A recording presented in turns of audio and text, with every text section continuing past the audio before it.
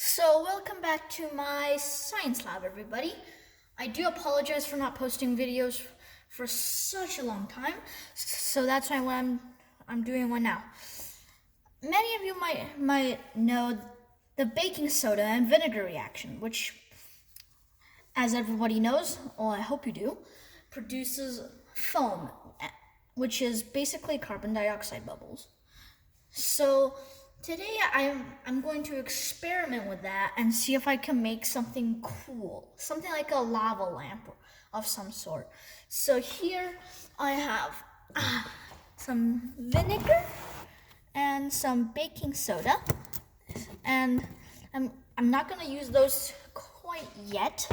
So I'm just going to fetch my my little flask, which I will be using, and I might as well use a beaker as well, because I want to see how the variation between these two. So now, all right, let's see. I'm gonna fix the camera's angle so it looks like that. The variation between them are quite complex. One of them might fail, but it's worth a try always. So for one, I'm going to use raisins for the beaker and foil for the flask.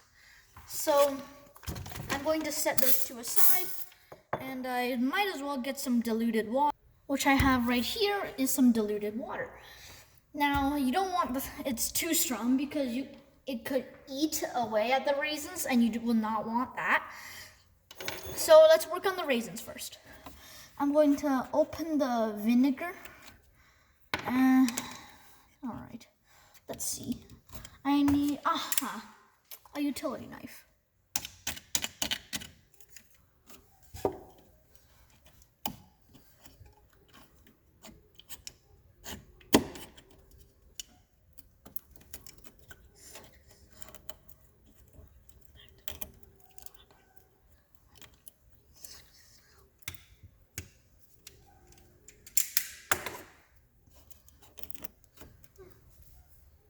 All right, sorry about that momentary silence, but I have opened the bottle of vinegar, the jug of vinegar, the bottle of vinegar, whatever you want to call it. So I'm going to add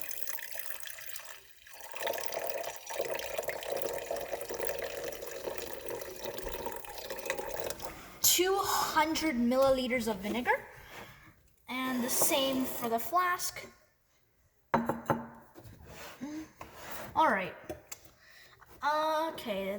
All right. This might be easier. I'm gonna use a smaller one, and then I'll pour it. Eventually, I'll pour it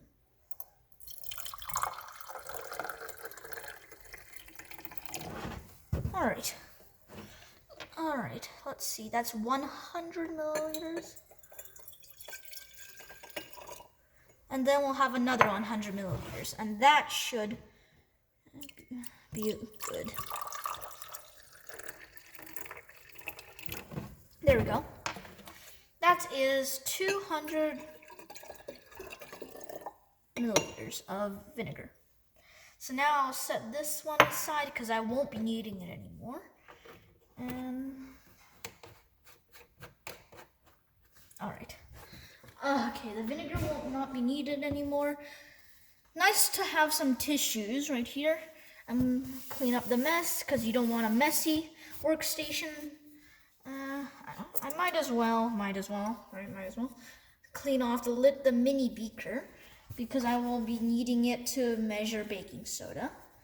I didn't bring any measuring spoons, so this little beaker should be fine. I'm going to put in around 100 milliliters. Oopsies. All right. Looks like I don't have 100 milliliters of baking soda. Oh, that's fine.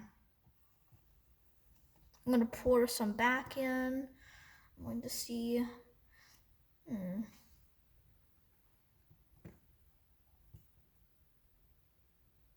How about 30 milliliters? Yeah, that should be good.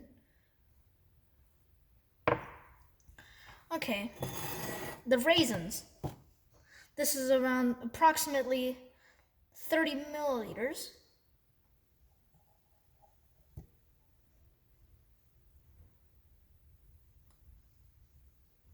Yep, that's around 30 milliliters. And I'll get some raisins, which I will be getting. All right. Okay, I poured a little too much vinegar. So, let's see, how about 100 milliliters of vinegar should do it. You need to have around equal amounts of each ingredient to have a fair test, because you don't want any ingredient running out too quickly, which will shorten your reaction significantly. So I'll have 100, and then I'll pour off approximately half.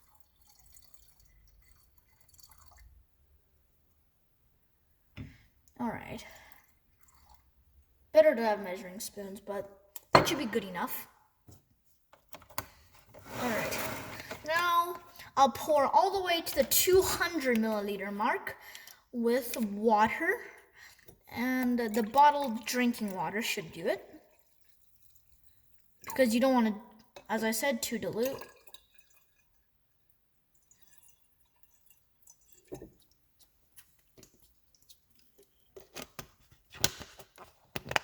All right.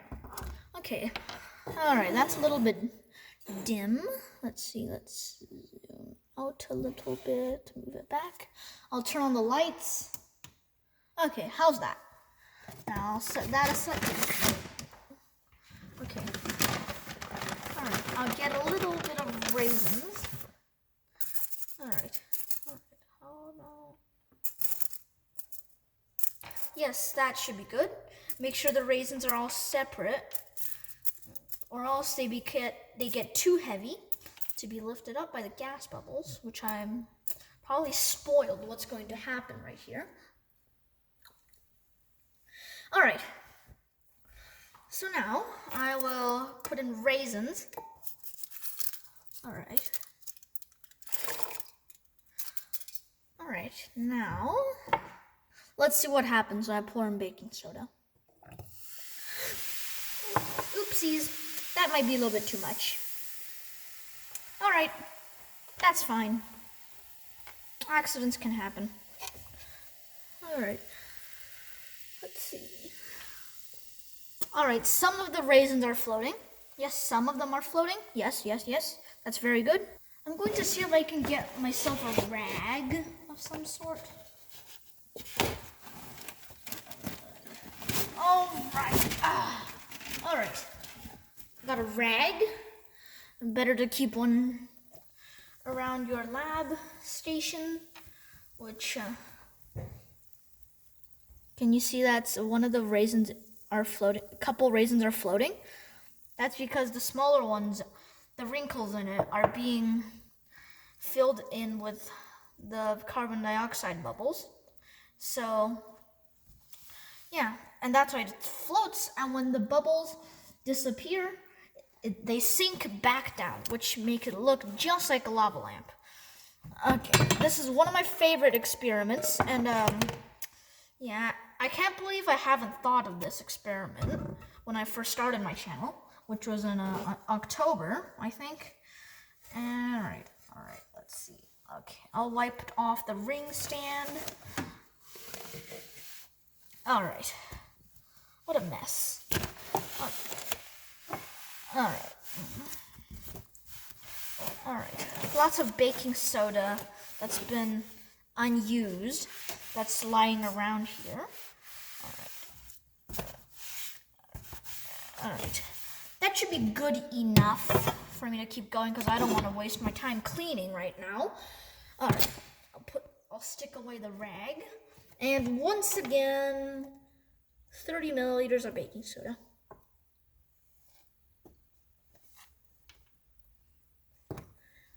Might as well use all of it.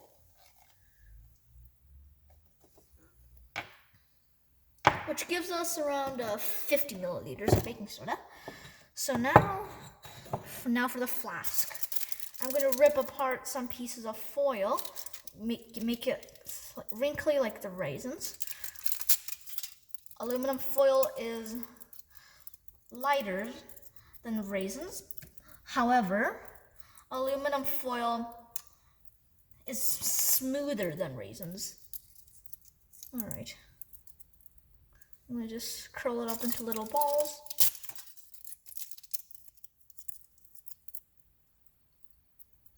All right, some of them might not work, but it's worth a try. This one might fail, to be honest.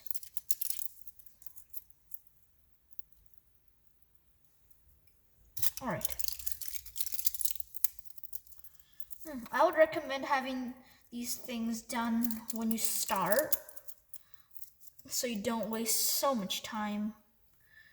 Yeah, some of them are too small. Yeah, let's just make it one big one, just for good luck. There we go. Perfect. Now, I shall put in some water up to 300 milliliter mark. How does that look? Hopefully that's good enough. This time, be warned, I'll add slowly the baking soda. Oh my goodness. All right.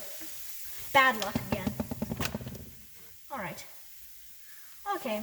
All right. Looks like the aluminum foil is not a smart idea. All right. Aluminum foil isn't very smart. Okay. As you can see, the aluminum foil literally got blown right out of the bottle. So, yeah, this is a nightmare to deal with, especially when you have baking soda water spilled everywhere. Yeah, baking soda water has particles of baking soda that are undissolved in there, which is quite a pain to deal with. We'll pour in the rest. All right.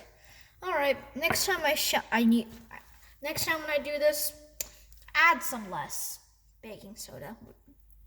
Be smart, be warned. But this is it for today. So hope you all enjoyed. I'll see you next time for some more.